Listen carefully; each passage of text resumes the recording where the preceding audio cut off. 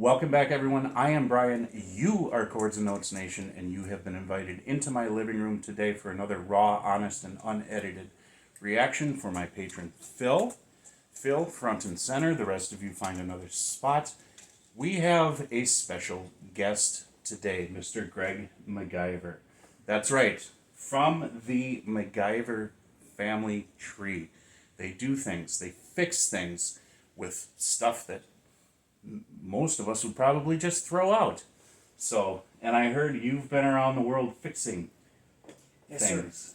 Sir. Wandering, looking for problems and solving them. That's kind of my thing. Very good. Well, we've got quite a few active problems on the world right now. So working on that. Okay. All right. Bubblegum and duct tape. That's all it's going to take. Yes. Perfect. Okay. So, Greg is a new guest reactor to this channel. If you guys haven't noticed, hopefully, well, that wasn't you. Hopefully he will return. You'll see him in a handful of reactions coming up here, and as long as you can spare some time from your busy world-saving ways, of course, then we'll be glad to have you back. Have you heard of the song Hurdy, Gurdy Man? I have not. Okay. I have heard of it. It's never been on my musical soundscape. It is by the artist Donovan. This is the remastered version. My patron Phil requested it. He supplied the video.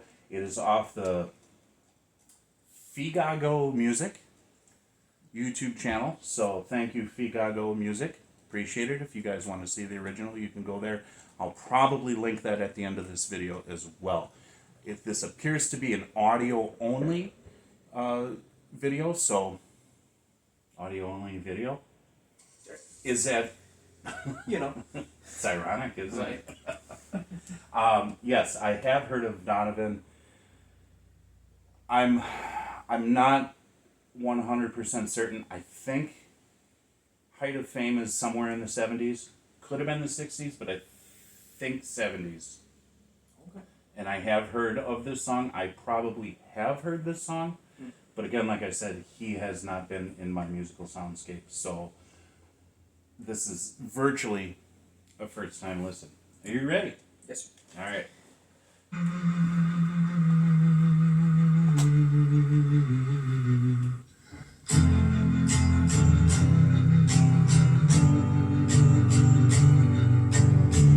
Like a star in my heart, sleeping by my eyes to take a peek, to find that I was by the sea, gazing with tranquility.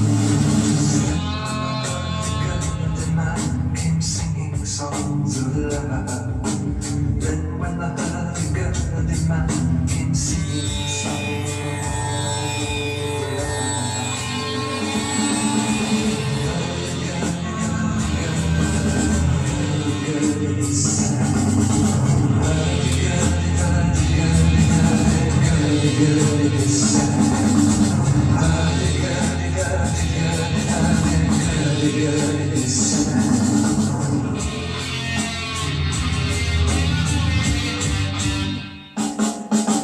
Histories of ages past, unenlightened shadows cast down through all eternity, the crying of humanity. Just then when the hurdy-gurdy man comes singing songs of love. Then when the hurdy-gurdy man comes singing songs of love.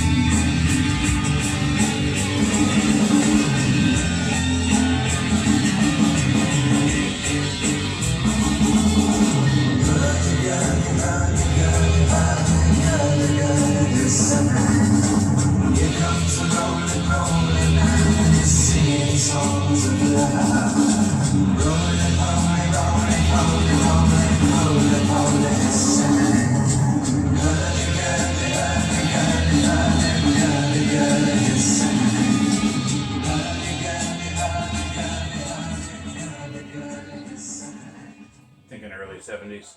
Oh yeah, Probably. It's got that kind of, I don't know, that psychedelic sort of vibe that was really emblematic of the '70s. It's interesting because I was getting nauseous a little bit. Yeah. I was. And I don't mean that, Phil, in a bad way. Just that because of, I had a concussion in 2008. Okay. Okay. Okay. So there are certain things, lights, sounds, waves of sounds, Right. that can start to make me feel a little bit weird. Right. So that effect that he had on his voice, that almost That. flange. Yeah, it's like that wavy sort of. You Yes. can't keep track of it in your ear. No, Yes. I definitely caught that. I can Yeah. definitely see that. And that's okay. That's just something I have to deal with. But it is another reminder of the power of music, the power of sound. If you really think about this, we're just breaking sound down. What is sound? It's just vibrations, Right. right? Created by different things: human voice, strings, the drums, whatever the case may be. Yeah. And it inspires thought. It can access old lost memories. It can influence emotion. It can be a catharsis. It can be an inspiration. Right. All of that just coming off of wavelengths. Right. I think that is an interesting aspect, and obviously this is a good example where music is both a very emotional thing, like you were describing, but it's also very physical, very visceral, in the sense that you as a creature are experiencing it in a very physical way, and it can have an effect Yeah. beyond the thoughts that it Yeah. kind of inspires. This was an interesting kind of example of that. Yeah. And now the song itself. Okay, let me know your thoughts on the song. I was disappointed there was no hurdy-gurdy. That was my only gripe. Was there was a star, but there was no hurdy-gurdy. So Yeah. other than that, I enjoyed it. It was one of those kind of. It reminds me of garages or summers in the garage with my dad, listening to that kind of early '70s Okay. music. It reminds me of the kind of music I grew up with. So I enjoyed it. The Mr. MacGyver, the one who had the original television series. It's true. Don't tell Richard Dean Anderson. Anyways, yeah, I don't know. I'm on the fence with this one. I think I was being brought into the drums a little bit more so than anything else. I thought it was a very interesting composition in the fact that those repeated fills were not necessarily fills. They were part of the rhythmic structure rather than let's just fill in this space with... Right. Rather than a break or a showcase, it felt like they blended. Yeah. Yeah. Minor variations from time to time, but essentially the same. And that's what really started to make me realize, wait a minute, that little roll on the snare onto the toms, it's a repeated pattern. Right. So this is the rhythmical structure there.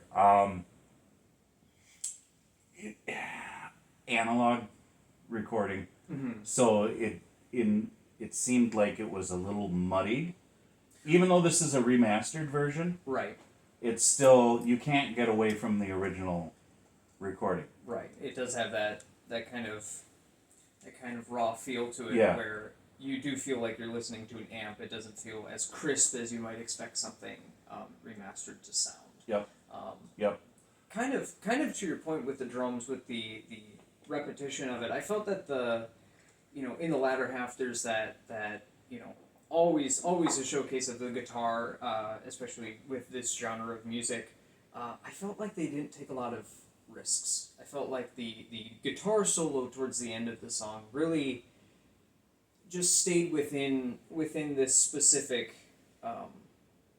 key. It didn't try to throw minor or sharps or anything like that. It didn't try to do anything special. It was content with being in the background, which I kind of found interesting for a guitar solo. Well, I would venture to say, without having a lot of knowledge, I think he falls probably more into the musical genre of folk. Okay. Rather than, because if you think about the generalized era of when this was also the birth of progressive rock, where what you're talking about, all of those risks, all of those different dynamics that they employed in progressive rock. And I don't know what your background with progressive rock is. First time hearing it. Oh my God. Okay, he will be a returning guest reactor because we have some material for him. Have to catch up on some stuff. Essentially, you know your basics of music. Think about all the different dynamics of taking different styles, especially the shifting time signatures, shifting rhythmic signatures, the different styles of music, and trying to fuse it all into one, not like a jazz fusion, but more like, well, I'll find something. We're gonna do one today. We're gonna do one. So I want to give you a really good example. I've got a few in my mind. Oh, this is just gonna get really interesting, folks. Let's end it at this one. Phil, thank you so much for requesting this. You are an amazing patron, always have been. If you guys are interested in becoming patrons, it is affordable. There's many different tiers. You can help steer the musical ship of this channel. Check out the description box below for ways to support, merchandise, all that stuff, and of course all the other places that you can follow me. I do different things on different social media sites. Breathe. Breathe. It's important. Breathe. It's important. He knows. He knows. All right. God bless you guys. Jesus loves you. Thank you so much. We'll talk to you later.